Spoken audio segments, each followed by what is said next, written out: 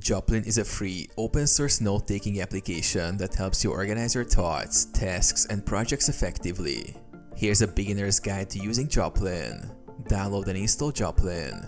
Visit Joplin's official website and download the app for your platform. Install and open the application. Set up your workspace. Joplin organizes notes into notebooks and text for easy management. Create a new notebook by clicking New Notebook in the sidebar and give it a meaningful name. Create your first note. Click New Note and start typing in the editor. Use the Markdown editor to add formatting, such as headings, lists, and links. The preview panel lets you see the formatted result. Organize with tags.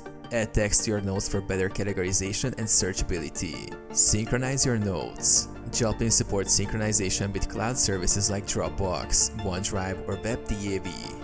Set up sync in the settings to access notes across devices. Search and filters. Use the search bar to quickly find notes by keyword or filter by tags. Extend functionality. Explore plugins for additional features like calendar integration or note templates.